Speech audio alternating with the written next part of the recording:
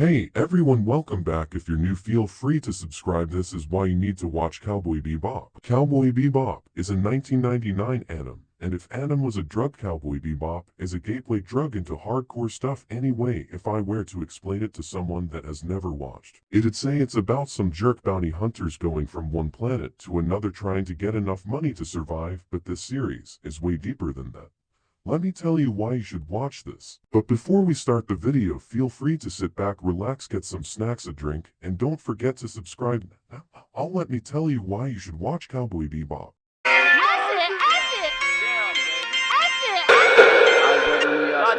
Kill a fuck nigga for the free. 100 motherfuckers in the dungeon for the me. Masadi, Islamic head on me. My niggas, they grind me, push listen your chicks. And I met a fucker that'll claim that you bang. Couldn't be about it, so I hang him by his chain. 40 to a fuck nigga brain. I don't even silver bullet, boy, I let this shit bang. You should watch Cowboy Bebop because they're in space and it's like 2077 and the galaxy is colonized. There's bounty hunters, crime organizations, crooked police, sleazy politicians, even cults. The world building is impressive, and you'll have a great time watching this show. It's only 25 episodes long, and was made 20 years ago, but is still loved and appreciated today. The animation is good, it's all hand-drawn, and before digital compositing, so it's very limited, and the fight scenes, the animation won't blow you away, but the shootouts and hand-to-hand combat is super entertaining. And yeah, I'll leave a link in the description if you want to know more about the digital compositing.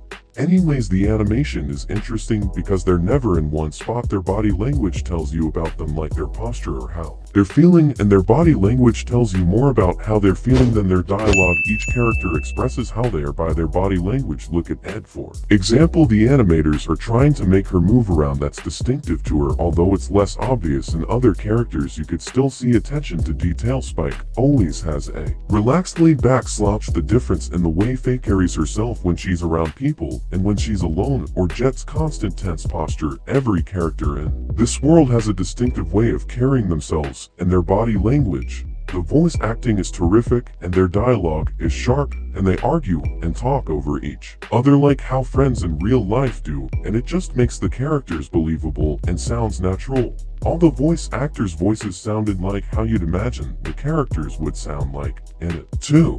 Spike's voice actor is the same guy that voiced Mugen from Samurai Champloo. Make a video about Samurai Champloo in the future. Cowboy Bebop's soundtrack is awesome. You'll hear blues, funk, psychedelic rock, even death metal. I like how unique it is and how they're not afraid to be different and pick subgenres, and it makes the whole series better, and most of the songs are good. Everything is done with so much attention to detail and really sets the standard for quality. Another thing I like is how diverse this anime is, because most anime characters look European and white, and in this anime it's nothing like that. There's Latinos, blacks, whites, Japanese, and even Native Americans. I'm Native American, so that made me happy to see my people in a popular show. Every episode is different, it's never repetitive. Like episode Mushroom Samba, they're just tripping on mushrooms. The energy of that episode is way different from an episode where Spike is trying to track down a deranged assassin that has a mind of a child but loves killing.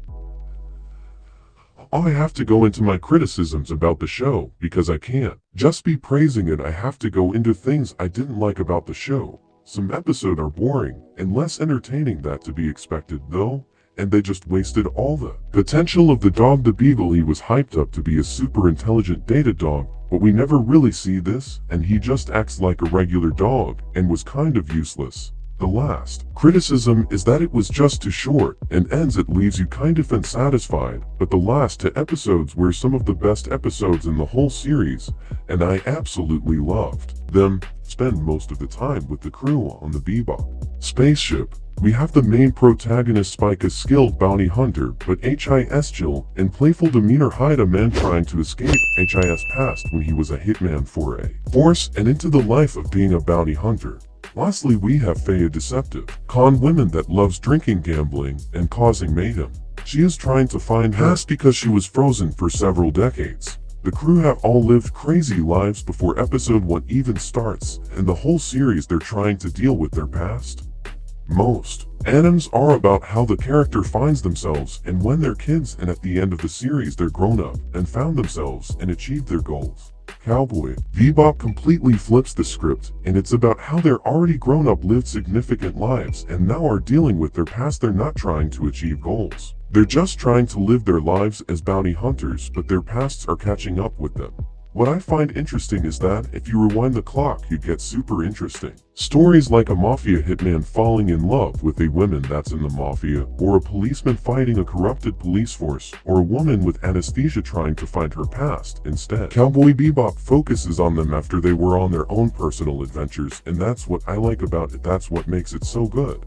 Another reason you should watch Bebop is the simple things like Spike practicing martial arts in HIS room, or Jet tending to HIS bonsai plants, or Faye watching old videos of her in her room. It just shows they're people she's trying to run from, and she's not an adult. She's the most energetic out of the Bebop crew. She provides the comedic relief of the show, so it's not just serious. She's not just a comedy relief. She's probably the most smartest out of the Bebop crew. Another reason you should watch Cowboy Bebop is because it's just a straight up vibe. It is set in a dystopian future in 2071 when humans colonize planets. The Earth has suffered a string catastrophic events after a large portion of the moon was destroyed, so humanity has scattered across the galaxy. It just gives it a futuristic dystopian space vibe. The music really is unique. You'd expect crazy techno music, but no, it's just genres that need instruments. It can go from blues, psychedelic rock, jazz, funk, and even death metal. The characters don't have any superpowers or level ups or some crazy superguns that shoot lasers, just old-fashioned weapons like handguns, machine guns, swords, and fighting. It just makes it aesthetic and atmosphere of a realistic